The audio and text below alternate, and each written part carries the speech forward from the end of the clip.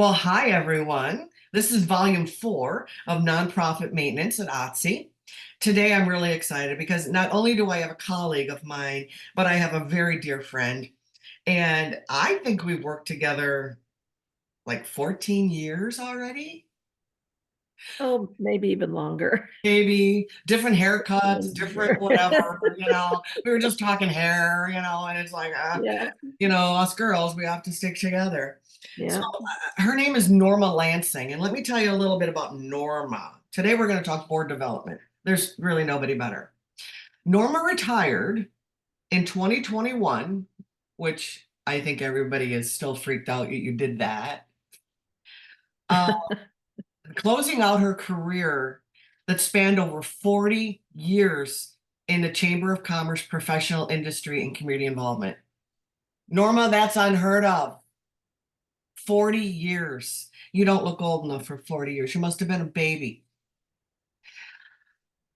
Among some of the highlights, and these are just a couple highlights of your career, you successfully led the Chamber, Effingham County Chamber of Commerce, to be recognized as the National Chamber of the Year from the American Chamber of Commerce in 2020. Everything's closing down. Norma's winning national awards for her chamber. I mean, I remember when you told me, and I'm like, but it's COVID. And she's like, yeah, well, we still work. Okay, it's good. Which is incredible. She's received the Individual Leadership Award from the Illinois Workforce Partnership, Outstanding Leadership in Community and Economic Development from the East Central Illinois Development Corporation, and being named Effingham Citizen of the Year in 2021. It really should be every year. She holds ACE, which is accredited Illinois Accredited Chamber of Commerce Executive, and IOM, which is she's a graduate from the Institute of Management, which is all chamber related. And that's not enough. So then she retires. Then she decides she's going to start something else. So she is actively involved. I mean, Norma started this with me. This was fun to do, actually.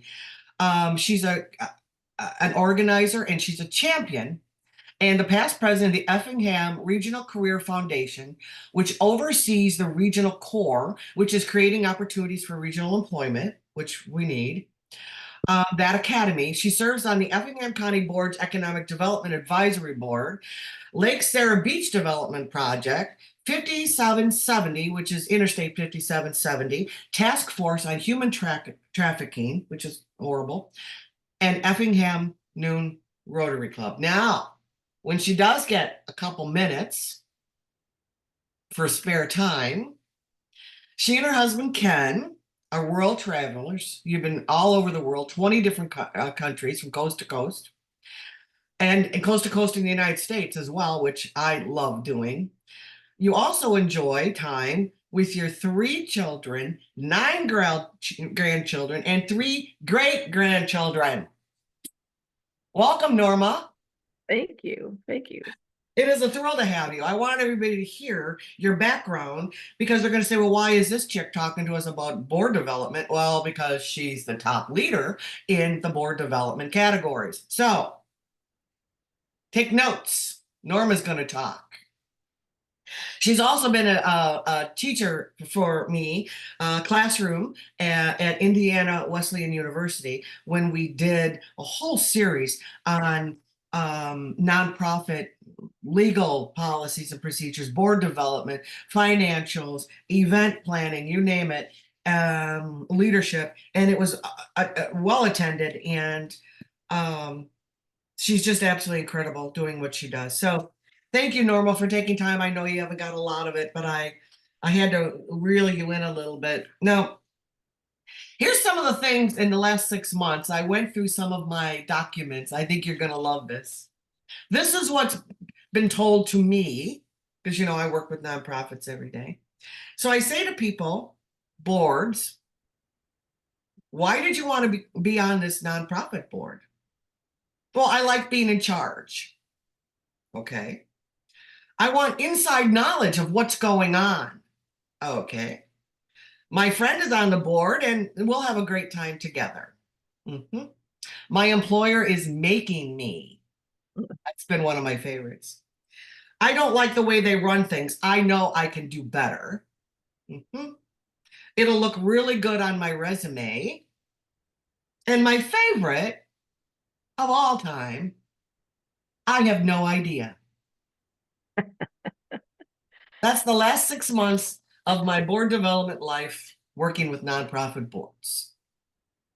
So And all of them are the very wrong reasons to be on a board. I'm actually on a board right now that has uh, it has specific people that have to be on the board, and that's really challenging because one of the other board members finally said, well, now we're just trying to fill seats. And I said, you're absolutely right. We're just now, because of this tight regulation that we put ourselves into that position.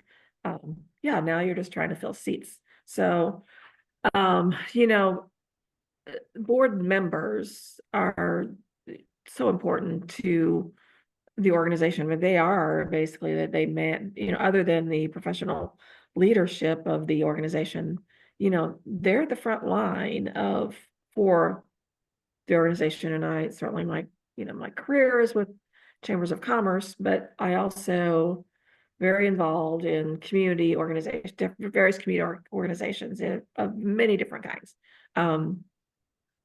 So that's a real problem that we have, is that when people are on the board for the wrong reasons, it's not good for them personally, and it's not good for the organization long term. I mean, you find that things don't get done like you want them to get done. They need to get done, and they miss the point of what they're there for. So they do. They really don't have that long view. And you and I have talked about what long view looks like when it comes with boards of directors, and because no one owns a nonprofit, you manage it. And I learned that from a lawyer in like 2004. And I said, well, isn't this owned by? And he goes, nobody owns a nonprofit. You only manage that nonprofit, and you have to choose not only your leadership, but you have to choose the right board members to help do that. Because, one of the number one things that a board's responsible for, well, two, legal. They're the legal entity in charge of that nonprofit, and they're on file with the Secretary of State, Attorney General, Department of Revenue, and the IRS. But they're also in charge of the financials. And the same group of government entities I just talked about understand that. And with Sarbanes-Oxley out there, SOX and fiduciary transparency, it's really important. And it's important that our boards are developed and trained. Because you and I have heard this before. Well, I've sat on other boards and we don't do it that way. Okay, so you've been doing it wrong. Now let's get into what we want to talk about when it comes to doing it right. First, start talking to me about recruitment. Does development actually start when you're recruiting new board members? actually starts before you're recruiting. Um, you really have to, but boards of directors have terms.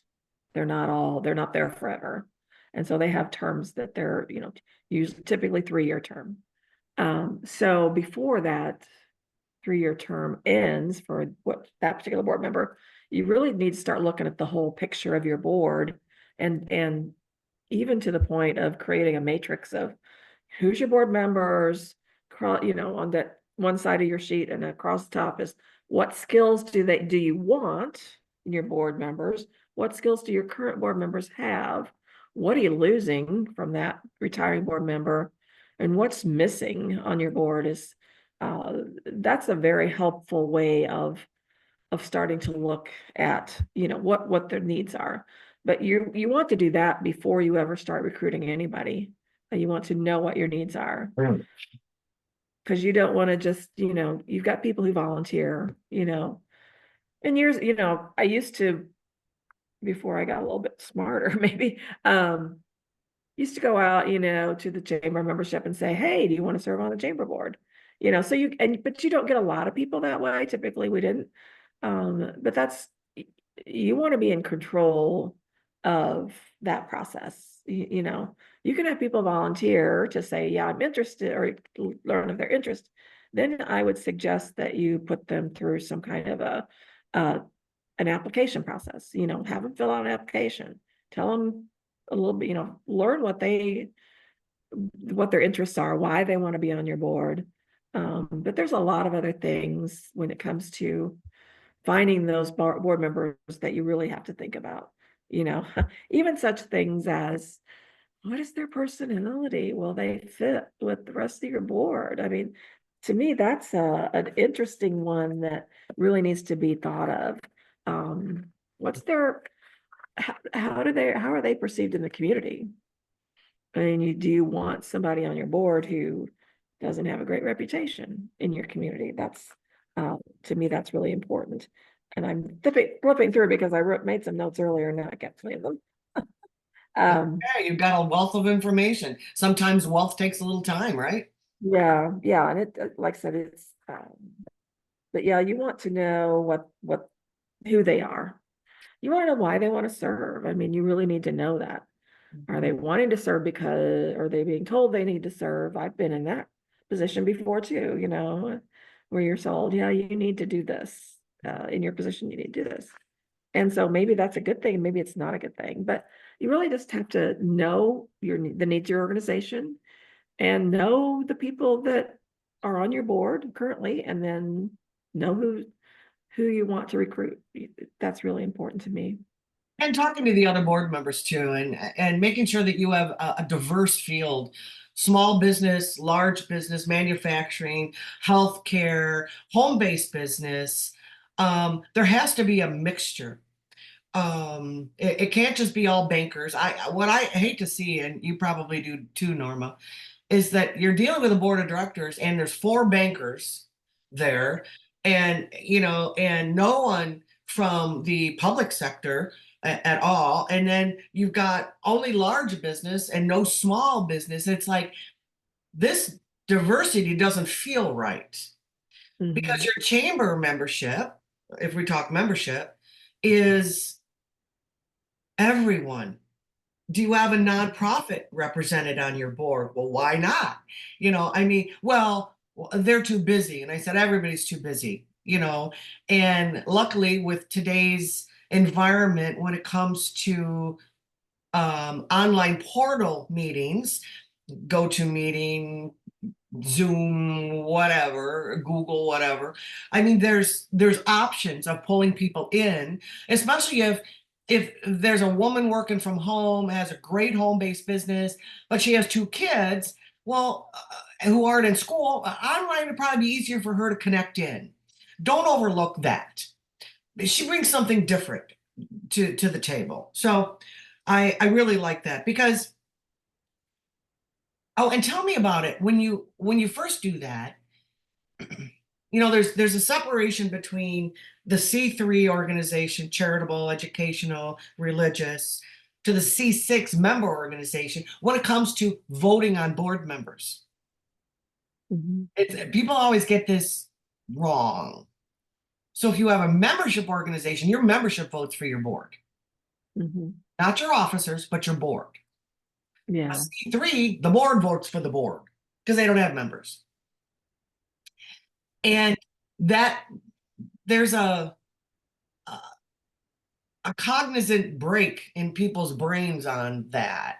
So when I tell the chamber, I said, what do you mean you haven't had your chamber membership voting on your board? Well, they don't have that right. And I'm like, wow, okay, so we're going to have some problems here. Because that's part of their membership, is that they get to do that. Not that I like it, but I don't write the charter for these things. You and I we'd like to rewrite some of the charters for these things, but we don't. Now, I love the interview process as well. Don't you, if you're interviewing a board member?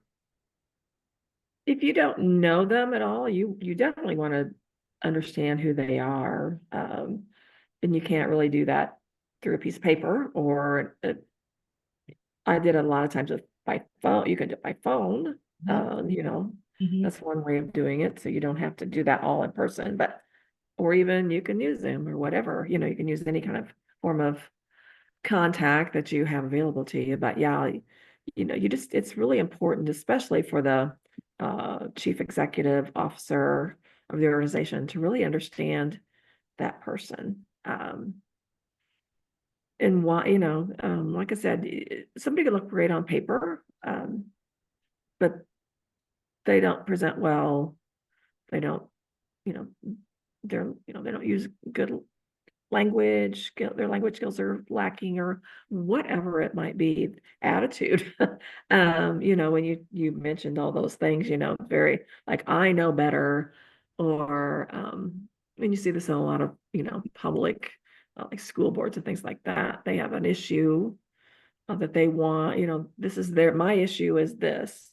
And I want to be, this once that they come on your board and once that issue is resolved, then what's their purpose? They no longer have a purpose. And then you're sitting there with basically some dead weight on your board. What's your perfect size of a board? Um, well, the chamber always worked with 15, and that's a good number. Um, the group that I'm dealing with right now that's, you know, has more issues with their board is 21, which is huge. That's like a You know, county the board board. quorum, Yeah. it's, you know, it's just difficult to do. We've been doing more Zoom meetings right now, but which is okay, but you also can't, in my opinion, should not do, you know, try to do all your meetings via Zoom or any kind of computer generative, because you don't get a real feel for a person until you're sitting there looking them in the eye and watching their body language and what they say or who they're talking, you know, if they're sitting there whispering to their neighbor, whatever those things may be, you know, you learn a lot more about them. Um, so yeah, I think it has to be more personal, and hopefully your board's building some good personal relationship with each other. You know, if you get a group of strangers in the room, then your job as the CEO is to make sure that there's a comfort level that's developed between those individuals, and that can take some time. You may need to do just some, you know, introductory gives, you know, ways of getting them together, do some fun activities, just so they get to know each other and know each other beyond just um, the purpose of the meeting. I think it's really important that they get to know a little bit about their family, their business, their interests. Are they a golfer? Are they a bowler? Whatever, you know, what is their interest area? I think those are key elements to really having a good board relationship, when they all can feel like they know each other and can um, you know, communicate well and really take the organization where it needs to go. Yeah, because they're the CEO's bosses. You know, the Yeah. board only employs the top paid executive. Everybody else underneath that top paid executive is that top paid executive's employees. So the board's responsible for the executive director at a C3 or the president and CEO of a C6. And they forget these things because unless you've interviewed them with somebody else, never do it alone because two sets of ears hear different things. I love doing it with an HR person. I mean, talk about understanding the human behavioral cycle. It's an HR representative, because boy, they really get it. You know, they're just like, oh, I didn't like the way that he just, you know, because that's what they have to deal with all the time. And then evaluating those board members. You know, I mean, the board needs to discuss these new potential board members. And if they have a problem with this person, then they need to have that one-on-one with the president, CEO, current chair of the board or president CEO of the board and say, hey, I got an issue with Bob over here. He's got a little drinking problem and he's having like 12 affairs and And never put anybody on your board that has a felony. Yeah. Ever, Oh, yeah. ever, ever. I mean, you can't start a new nonprofit with somebody on your board that has a felony record. And I don't care what it's for. It could be something so stupid they did in college. It could be something so stupid they did when they were 17. If that hasn't been expunged, that's still on your legal record. And the IRS checks it. They And want yeah, to know. you Yeah, mentioned yeah, they want to expungement. know. I mean, so that little thing needs to be on that interview process paperwork somewhere where they can say no or yes. I mean, because you have to, it's called decree of clean hands, right? You and I talk about all the time. You have to have clean hands when you're running a nonprofit. When you mentioned, I just want to just quickly, when you mention expungement, I know that um, my local chamber here is working on an expungement event where people can apply to come in and go through the process of trying to get the record expunged. So that's a thing that chambers, chambers could do as a way of supporting their employers who Mhm. need people to work. Mhm. Um, and maybe somebody that has a record that's, something foolish that they did as a young person, and 20 years later they're still dealing with that issue, which really is irrelevant now. So that's an opportunity, I think, for chamber to look at as a project, is to help their, and I think, like I said again, I think it's an important thing to help their employers who need people Yeah, desperately. I totally agree with that. And because, I was a court reporter for many years and they only expunge the violent, or they will not expunge violent acts, which I tend to agree with because the best predictor of future behavior is past behavior. I had a judge that taught me that once.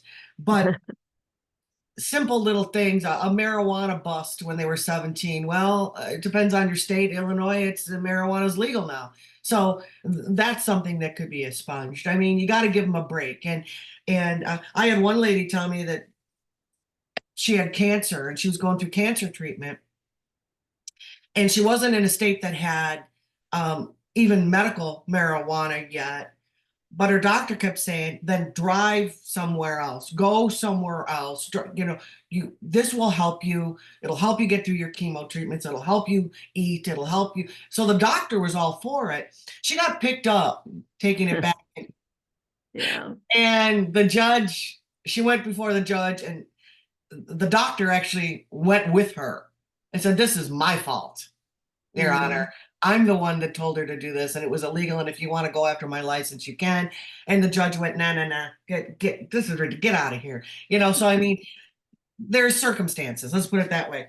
yeah. Now, when we're talking about performance of a board, is it just the president or chair of the board that is responsible for their performance?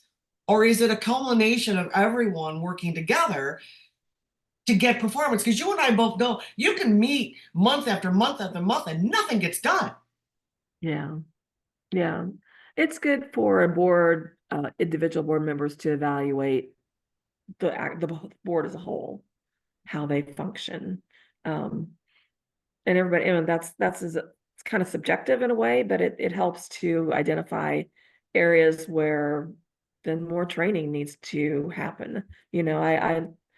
I like to periodically just do a quick training session, you know, 5 or 10 minutes at the beginning of the board meeting on maybe something that's been happening in the past couple of months that's like, oh, this is a bit of a problem we need to identify and address. So then you just do a quick 10-minute board training session on, on that specific topic, and help, reel them back in, bring back the focus to what are we here for?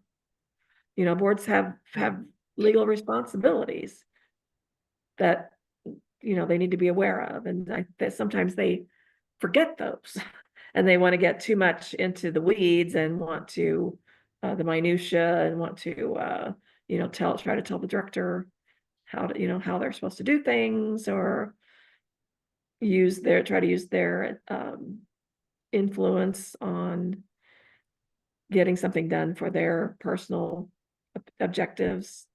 So it's important to periodically do those board trainings. And I would say, a couple times a year, just pick a couple of topics.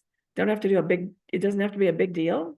And you can make it kind of fun sometimes. You can make it kind of an interesting activity so they don't feel like they're being, told what to do or being, having the bad teacher, there in front of them. But it is important to keep them reeled in and understanding what their roles are. It really is, because sometimes procedure will crowd out their performance. Mhm. They get too caught up, like you said, with the minutia. Um, and sometimes they prefer to serve themselves for their own personal agendas, because you and I love when a board member brings a personal agenda to the table. You don't have to fight them at all. But they have to remember, and sometimes they have to be told over and over because of the minutia. They're there to serve their members or their clients or um their mission, right? They have to stay on that mission. And that's why you and I both like having that mission statement plastered everywhere on like everything, so that they remember it. And it can't be this long, it needs to be this long. And, Mhm. we're here to do this. That's pretty much it. We're here to feed puppies and kitties. We're not here to save the planet Earth from plastic. That's another nonprofit. I mean, we have to focus on Yeah, this. yeah, Um, I love to um making sure that all their legal policies are in order. You and I are big into legal policies because we understand that it's necessary to run a nonprofit. To what degree, that's a communicable thing, because some are policies, they don't go in bylaws, some are governance and they're different. But it's a deal breaker if somebody won't sign a conflict of interest or a confidentiality statement. Now, if they do sign it, Norma, and let's go with confidentiality, because that's a biggie. If yeah. they sign their confidentiality statement, oh, anything that happens in the board will stay in the boardroom. That's the way it should be. What happens? What can you do if they're out there, blah, blah, blah, blah, blah, blah, blah? Because they can create a lot of havoc out there, because they think they're on the board and they can tell anybody what they want to tell anybody. And the fact of the matter is, there's two spokespeople, the paid top executive and the chair or president of the board. That's it. Mm. Well, Yeah, what can you do? How do you can you fire them? you can.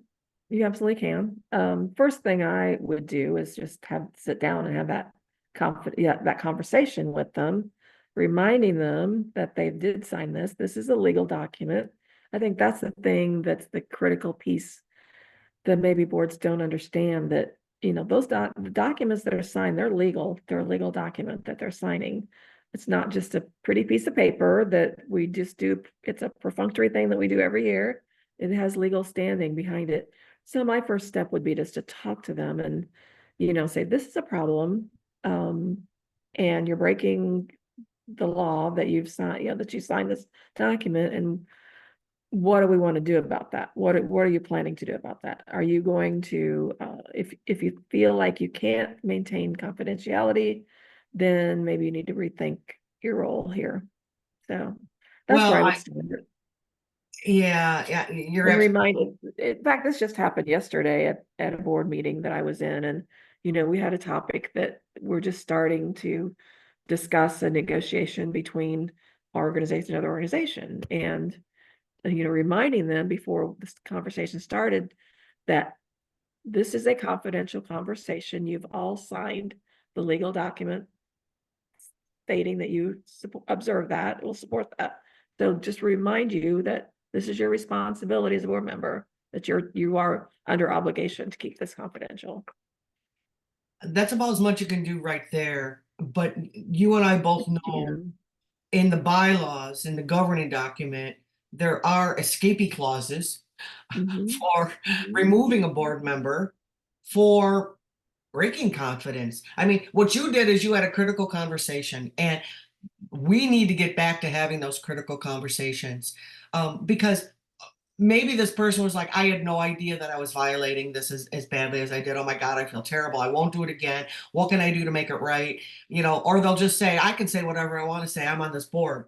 And if it goes that way and they refuse to stop spreading that cancer, then the board's going to have to take um, Yeah, and then it affirmative has to, action. and I don't know, I mean, it would have to be a very arrogant person to want to have that brought in front of a full board of directors to have that conversation that says, hey, um, we are voting you out off the island, basically, because, because you're not following the legal policies and, you're putting the organization at risk, Yeah, and you just and I, yourself, the we've seen it. organization. We've both seen it, Norma, over the years. I've been doing this over 40 years as well, and we've both seen it. It ticks me off every single time, but um, me. I like to run into that conflict. I'll deal with it. Wait, and you're just like, everybody sit down. We're going to have a nice conversation about all this. And I'm like, here we come. I mean, it's like, we have to get this right. Let's get this right. That nonprofit is too important. And you know what? It costs money to start a nonprofit. It's not cheap. It's Yeah. not free. And there's a reporting you have to do every year. Well, the board needs to understand that. And they also need to understand that there's a huge difference between a committee and a board. Norma, what are the differences between a committee and a board? Well, the committee has no legal authority to act outside of the only entity that can act on behalf of the organization is the board of directors. So decision making, um, spending money, making decisions, creating policy, all of those things. The only entity within that organization is the board of directors. The board can create committees to assist them in researching different things or following through with certain aspects of the organization. For instance, a marketing, like a marketing committee or a funding committee or for the organization I'm involved with is some educational nature. So we're looking at curriculum, we're looking at um, to the future, what are coming in the market for it, what kind of jobs are coming, what kind of careers are the new things that are coming, looking at all those things. So the board establishes committees, which can be, standing committees that are meeting every year and, like kind of permanent, or you can have an ad hoc committee, which like your nominating committee or a bylaws committee that's just reviewing your bylaws to make recommendation for changes. Just, those short-term ad hoc committees they have a one purpose, and then when that purpose is over, that committee's no longer in effect. So Yeah. committees don't make decisions, they don't spend money, and that's hard. It's hard. They don't have their own little slush fund that they can use for things that they want to do. That's very hard. Hard for It people is. to understand.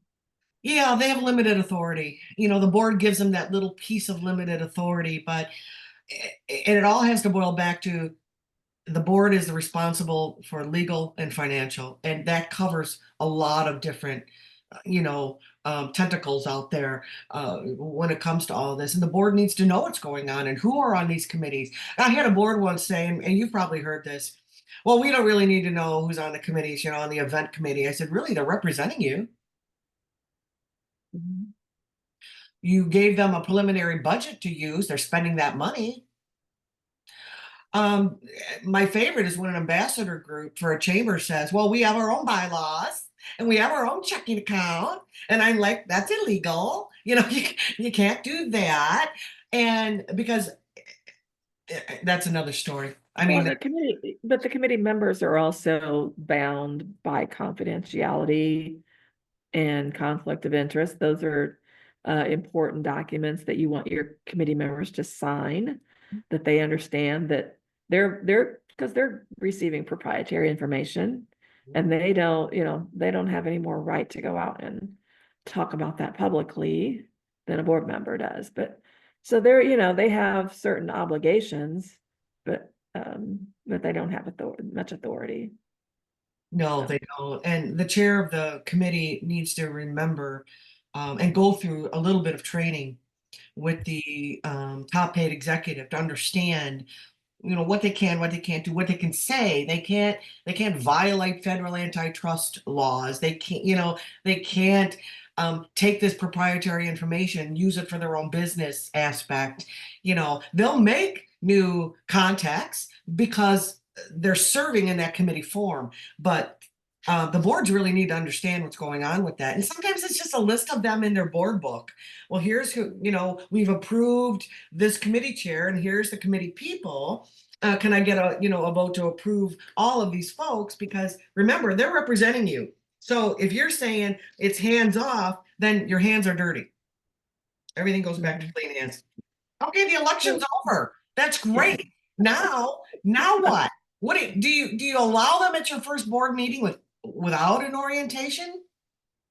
you should not. I mean, many organizations do, but you should be orienting them before they attend their first board meeting, or a lot of times in the chamber, that would be an hour before the meeting, their first board meeting, is you sit down with them and you do the orientation with them to make sure that that paperwork, all that confidentiality, all the legal policies, all of that is signed. They have to sign all those documents.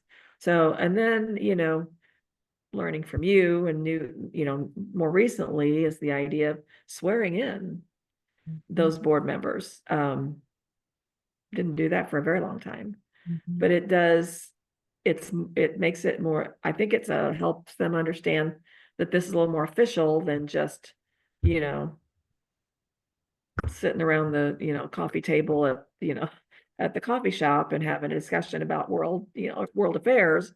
Mhm. That they are understanding that they do have legal, ethical, financial, all those responsibilities. They're there to support. I mean, their first priority should be to support the organization. That's what they're there for, And to help just, make yeah, decisions. and Yeah. and their employee, the top paid executive. Yeah. I mean, because you and I've seen it over the years too, and I've had to deal with this many times that you get a board member on there that hasn't been properly interviewed, the application wasn't done, they didn't have the proper orientation to give them tools so that when they sit down the first time, they know exactly what they're going to be voting on and how that vote's going to proceed and what they can do if the vote doesn't proceed. Like if they have a discussion about it, do they have to abstain due to a conflict of interest with it? There's so many variables, and some people have never sat on a board or haven't sat on a board that did it the right way. And you're just giving them those tools so that when they sit down for the first time after their swearing in ceremony, they feel like I'm part of this now, man. I can vote on that because it's moving our mission forward, because that's what every vote's supposed to be, right? Moving your mission forward. Um, so they really need to understand. They also need to understand that the employees underneath the top paid executive aren't their employees. They don't go to them. They go to the top person. They go to the board president or chair. They don't circumvent all of that and then go and complain to, the receptionist that she coughed when she answered the phone or some stupid freaking thing like Yeah. Yeah. Or that. the staff and complain about the executive. Yeah, yeah, and yeah. I was thinking about, as important as the board, uh, the other function, and we mentioned it in passing, is the officers of the board. Who are the people who are, who's the board president? What other board positions do you have? And it made me think about a situation a long time ago, early in my career. And we're having a meeting to talk about, who the officer is going to be for the next year. And the current board president gets up, walks over to the phone, picks it up, and calls somebody and says, "Hey, do you want to be the next board chair?" And it's like, and they said, "Oh, yeah, I'll do that." And it's like, and it was the worst year of my career. It was absolutely awful. Uh, It was awful because we had, that it was the board chair was like excited about oh, I think this will be person will do a great job. It's like, well, maybe they will. And then after that, we got more into the succession thing where your vice president is going to be the president or the president. We changed the name, called him president-elect. So they had that time to prepare.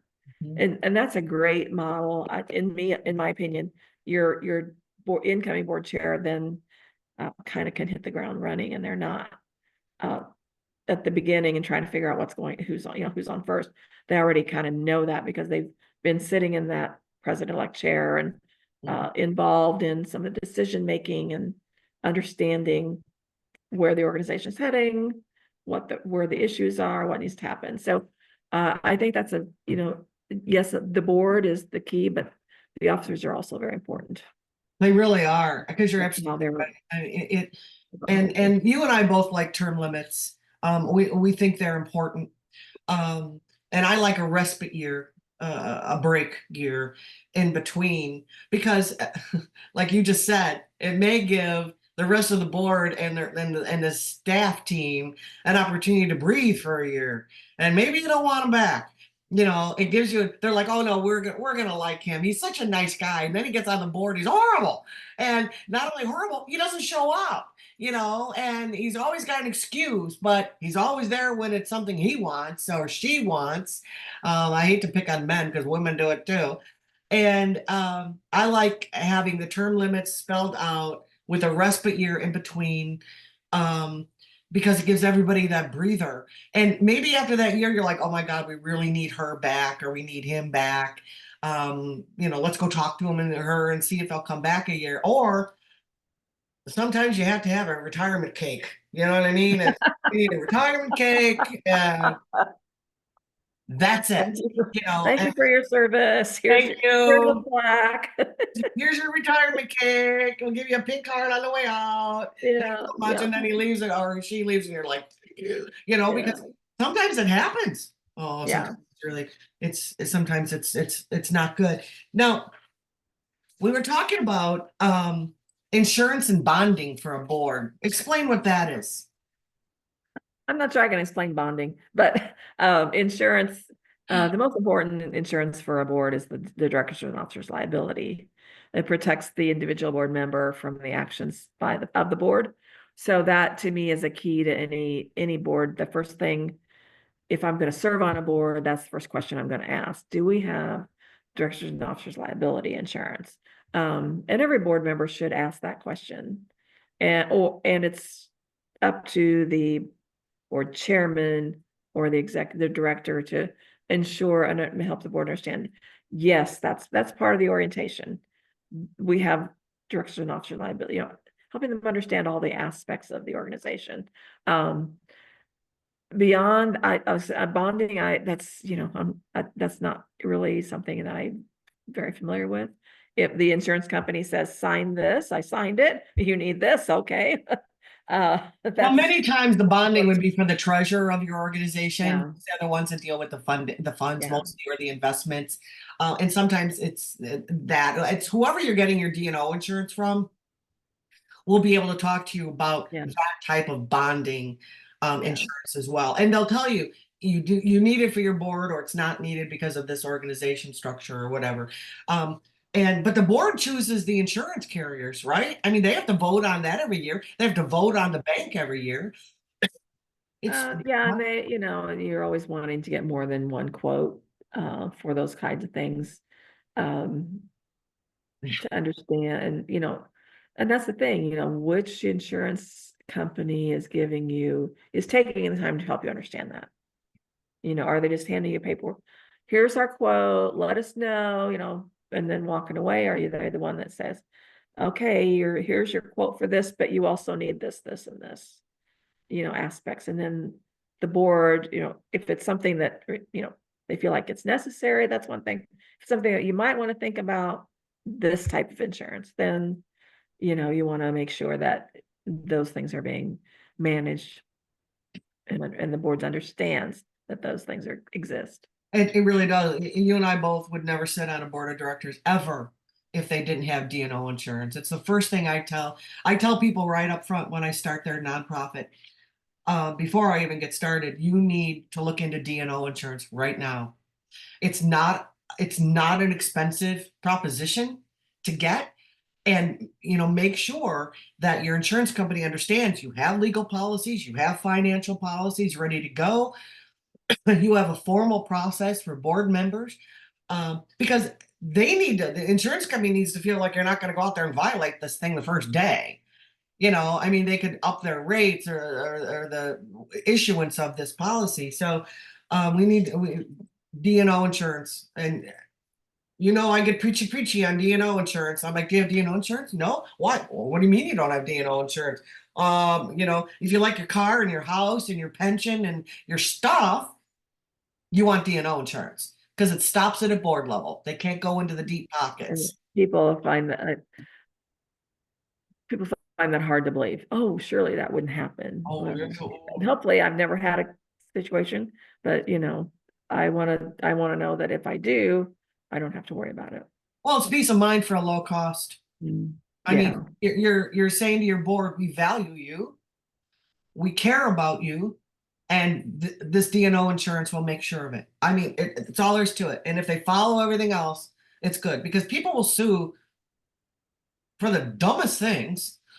And if it's a nonprofit, they think they're doing really well, or if it's a chamber of commerce that they feel has slighted them, then you never know what they're going to do. Most lawyers will go, "Are you kidding?" But there's always a couple out there because there's good fish and bad fish in every pond. Oh my God, I sound like my mother. I sound like my mom. Not a bad thing. My mom was very smart. Micro versus macro managing when it comes to a board. What are we talking about? Well, the micromanaging is when you're getting into the weeds with what's the director doing today? I want to know what, tell me what you're doing. Tell me, or I want to tell you how you're supposed to be doing this, or you need to go meet with that person, or you need to do this. Um, that is really getting into the weeds of the organization, even tearing apart the financial report, asking about every expense that's on there. In my opinion, that just shows that you just don't, there's no trust. To me, it's about trust, all about trust. If you trust the organization, you trust the executive, you don't need to be asking all those questions.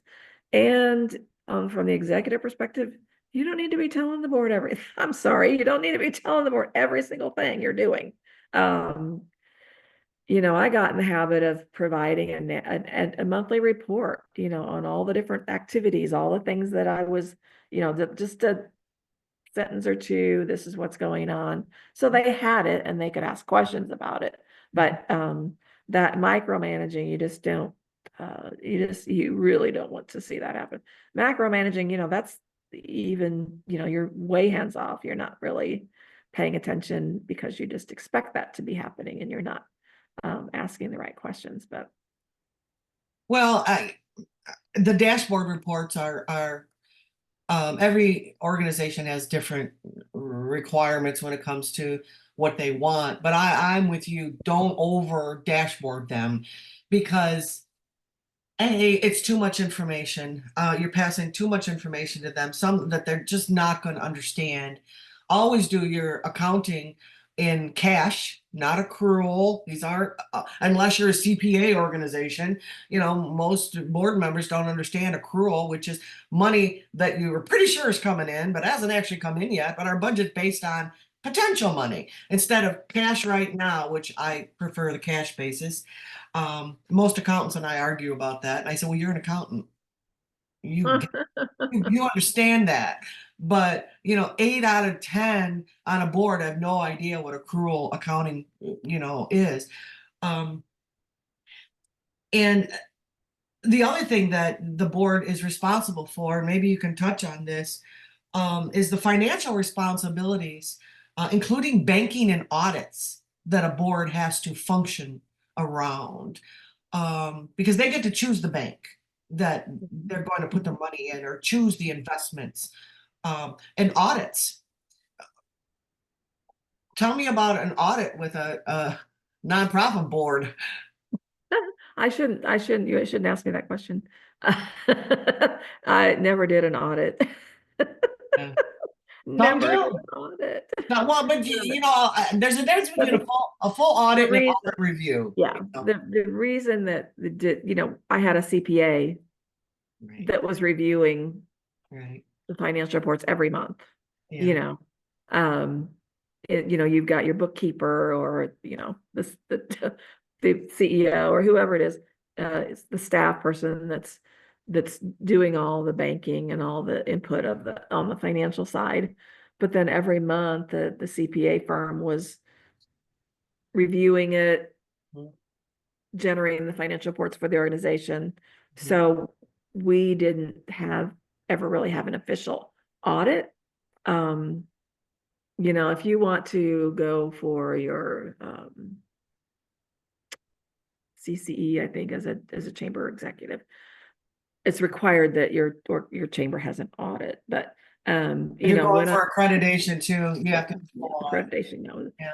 so when I left the chamber, I said, do you want to have an audit? Should we have an audit? And the CPA says, well, you don't need one because I know what's going on. You're really not going to hide any money. So, Yeah. um, so I've never really went through a bank audit or an audit of our They're- books, but if it's scheduled and you're prepared for it and you've got all your manuals put together, it's not that bad. It's expensive yeah, because not every CPA firm does full audits, especially of and nonprofit and books. that's the other reason why they never wanted to do one because they knew the financial Yeah.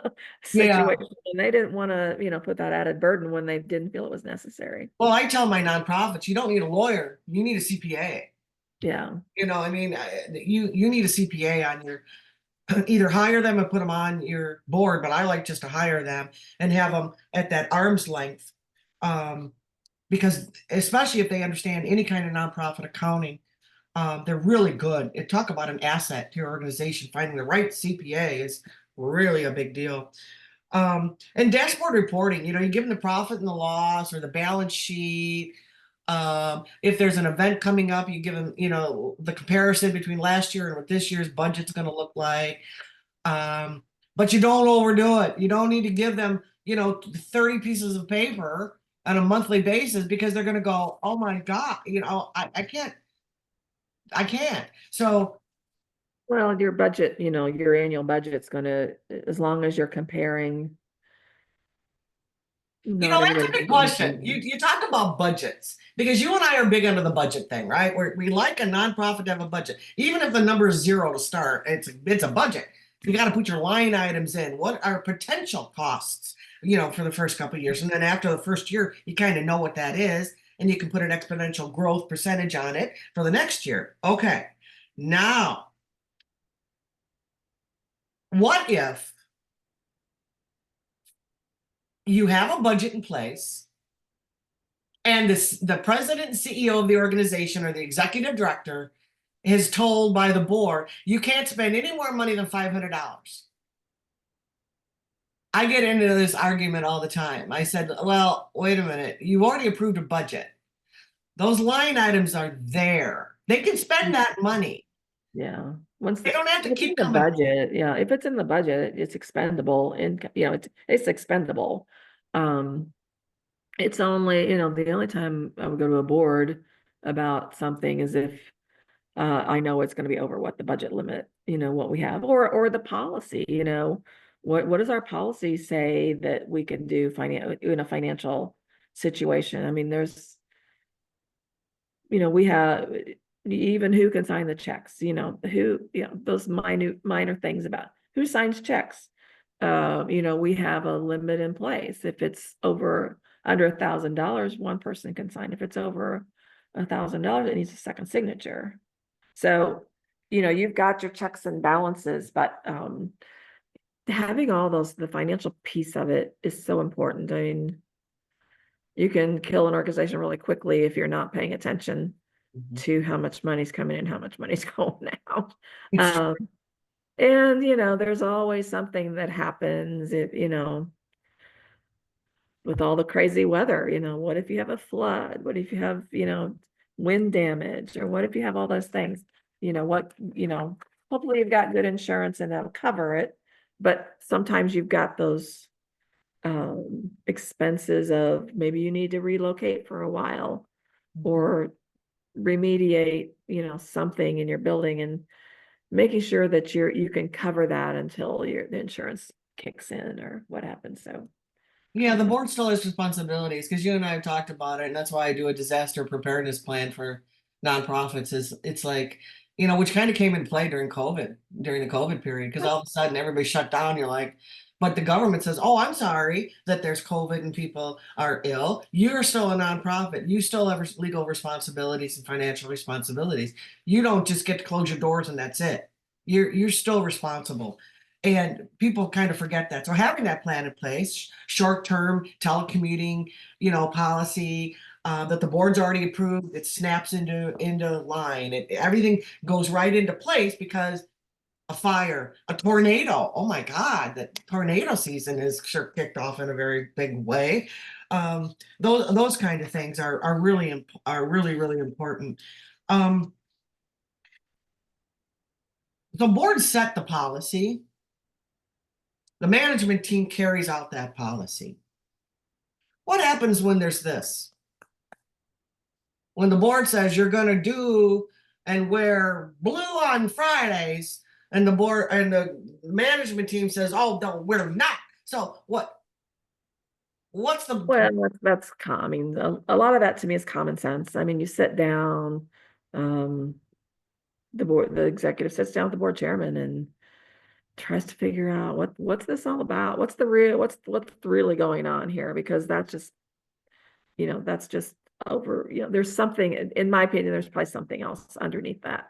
But I think it takes common sense, and it takes sitting down and sorting through. And if it's something that is easy to do and it'd make the board happy, then wear blue on Fridays. You know, you got to pick. is it worth, is that a hill to die on? No, it's not a hill to die on. So just, but just understand, I think from both sides, there has to be understanding of why, why is this coming down? Where is this coming from? What's the reason behind it? Is there a good enough reason to do it? Or can we trade this for this? Okay, if we don't want to do that, how about we give you this instead, or whatever that is. But the first thing that has to happen is it just has to sit down, either the board chairman and the executive, or even the executive committee and the CEO, never the staff. Don't bring the staff into that. That's just not the place for it. So,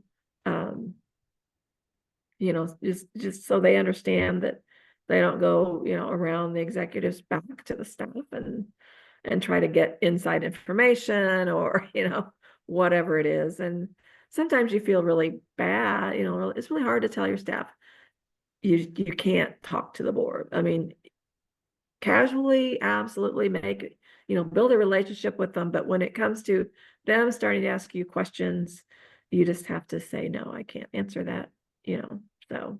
Well, it's going around the hierarchy of the whole organizational setup.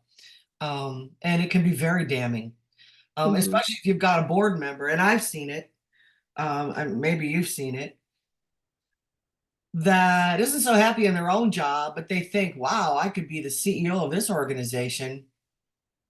And how am I going to do that? Well, there's wheeling and dealing that goes on underneath that table.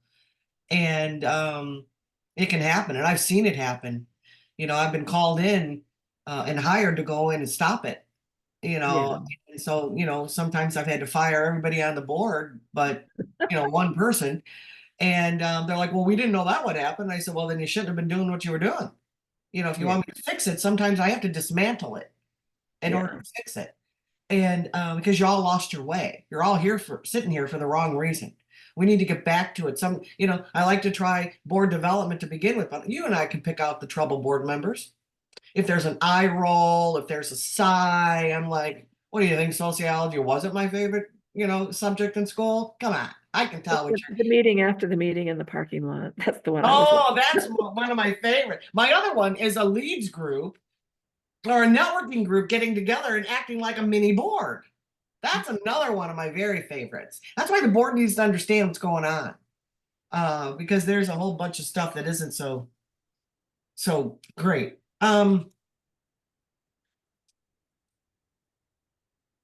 What else? I mean, how do we provide meaningful participation for our board members? I mean, sometimes that's a real struggle. Because you've got a couple people maybe sitting there that really don't care about the finances. It's not their strong suit. They know it's their responsibility.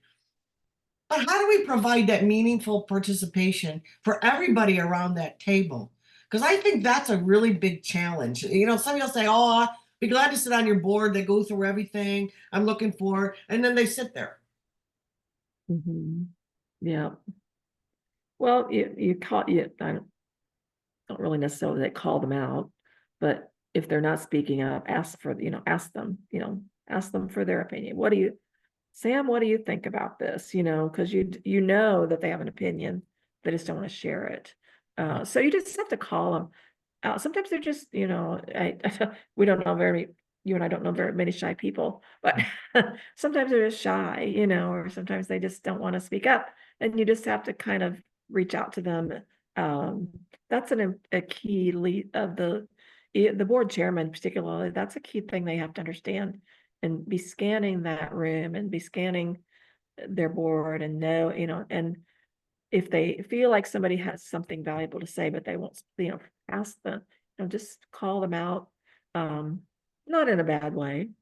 I mean, if they don't want to speak, then they don't speak, but ask for their opinion. That, to me, that's important. Um, Sit down with them. Otherwise, take them to lunch, have a conversation, give them a call and say, hey, I noticed that, you were kind of quiet at the board meeting. Is there anything in particular that I can answer for you? Um, I think it's just key to keep that communication going. And even to the point of maybe once a week, you're just sending a quick email out to your board of directors on one particular thing that came up at the board meeting that maybe there's some more background that you can provide or questions that came up that you can answer. So I think that's, I said, it's just having that awareness of the people in the room I and think what they're. I think it's really important to do that. And I also love and I try to invoke this as much as I can. Um, the top paid executive director or president CEO, and the board chair or president, they need to meet on a regular basis. Because the other board members might be talking to that board chair, and the board chair might say, "Ooh, I need to have this conversation with, you Mhm. know, Susie over here who's running the whole gig." And meeting, once a week. I like once a week. I like a coffee talk. I like what are your plans for the week and what kind of support do you need from me or the board? And then they need to ask for that support. I think sometimes they forget that that is their bosses that they're Mhm. responding to, but and the board, um, without going rogue, because we've all seen rogue board members who you just seriously want to slap with a wet noodle a couple times. Um, that we need to have that open communication. That dialogue needs to come back. It's not all done on email. You can't run an organization completely on email. You do have to have that, because there are risks, in running a nonprofit, and you have to learn how to avoid those risks. And sometimes it's the and boards need to make sure that their top paid executive is getting the training that they need. Mhm. That's critical. Yeah, the idea of we can't afford to send you for training, there's to be built into the budget. Training, staff development, that needs to be built into the budget. So that every year you've got the funds set aside for whatever professional development comes through your state or local federal organization, professional organization, or even something specific to, you know, staff needs. Maybe they need a marketing, maybe they need a workshop on, there's a workshop on marketing that comes up that would be beneficial. That do you have the funds available?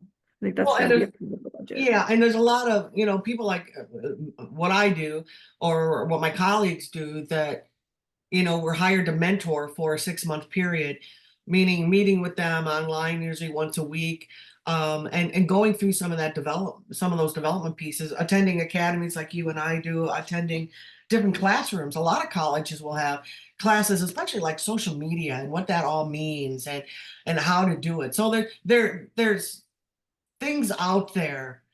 Some are closer to home, some are a little further away from home. It depends on what it is. But you're right, training needs to be in every single budget.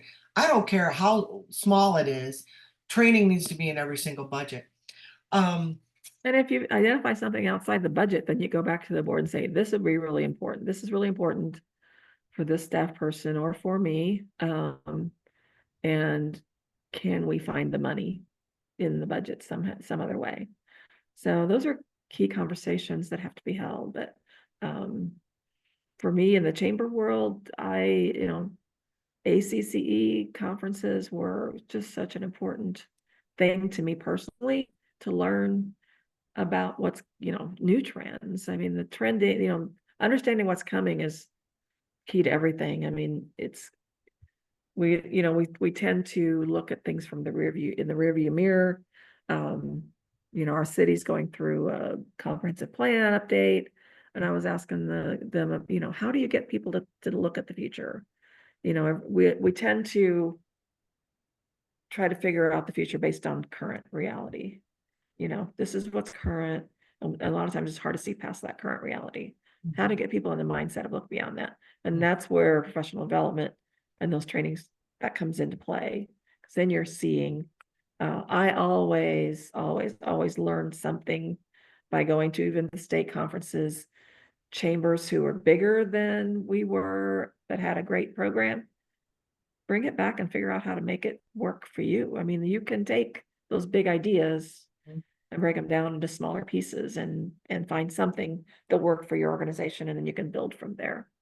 well, I love having a circle of colleagues too. I still do. You're one of them. You know, and I reach out to my colleagues when there's a question that I know my personality and how I'm going to react to it. And sometimes it's an email to Norma. Should I be upset about this? Is this something? Does this upset you like it upsets me?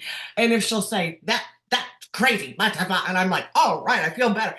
Sometimes it's just getting that second opinion and being open to that kind of critical thinking skill or criticism in a way. I mean, I've got colleagues that will slap me down pretty hard when they tell me I've lost my mind, and I am willing to slap them around a little bit too.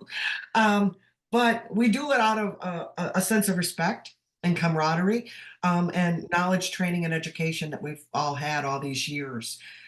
So Yeah, you want to find those colleagues that you can call up and something stupid happens and you really just need somebody to vent to. You need those people because they understand. They they understand what you're do, going they through. do, They because answering tell to them you, they say, Norma, you get a great board, and for 3 years you're like cloud nine, and then the new board comes in, and oh my God, you've got Elliot that knows everything, and Susie who's afraid of everything, so cries all the time, and then you've got Bill who, well, I haven't got time for any of that. I only care about this, and pretty soon you're losing your mind. You're like, the board starts over, you have to start over. Yeah, oh yeah. You When you know, have I always looked at it as you have a new boss every year when you have a new board chairman, and then you have to start that whole dance of figuring out how you work together. and sometimes it's good, and sometimes you have to call Mhm. me. Yeah, yeah, Sometimes you have exactly. to call me to go, all right, let's get everybody together. Let's have this out. Let's have these critical conversations. Did you know, or did you know? And they're like, no. And I'm like, well, there you go. You aren't talking.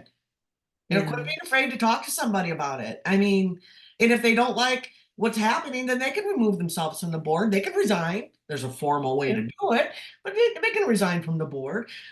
Because you have to choose your board wisely. You really have to choose them wisely. Any last parting brilliant words from Norma I about think just it's easy to get discouraged when things aren't going exactly the way you want them to, but I think we all just have to learn from use past experience to help us figure out how to get around that current problem.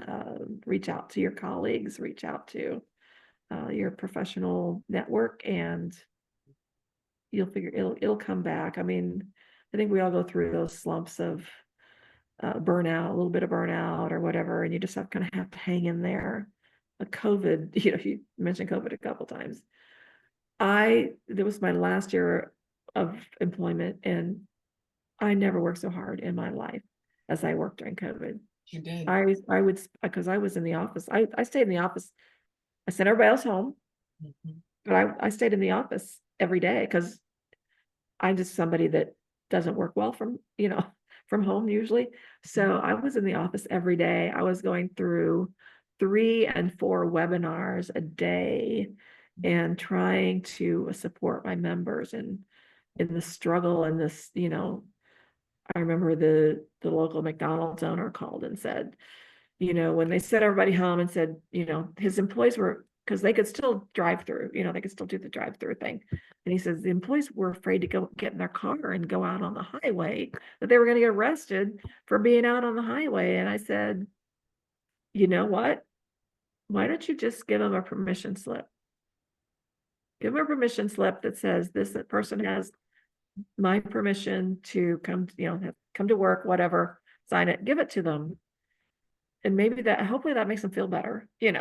But I worked so hard just trying to understand the constant changes and then being able to translate that back to the members, and then to find the resources for them. We did tons and tons of webinars for our members. Great responses because everybody was scrambling for information. And so I don't know that it's that much different today. It's not quite as restrictive, but we're still all looking for more information. I mean, we're in a constantly changing world, Mhm. nationally, statewide, locally. I mean, it's constantly changing, Mhm. constantly new information coming at us all the time. And we just have to be um, prepared to spend the time that we need to make sure we understand it so we can be supportive to the people that are important to us, our members, our businesses, our constituents, our board members, as we're talking about, making sure they all are on board and understanding what's going on and the background of it. Now everybody can see why you not only won the Chamber of the Year in 2020, nationally, by the way. This wasn't just Illinois, this was nationwide. And why you were so successful when you were doing it for so many years. Now I'm going to tap you again someday. We're going to get down and dirty talking about chambers of commerce.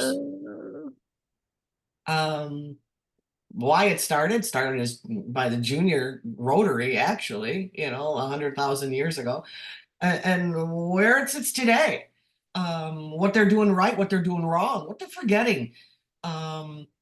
And how that's changed over the years. Because if anybody saw those changes, Norma, it was you. And you might have been with the same chamber, but you sure saw a lot going on around you too.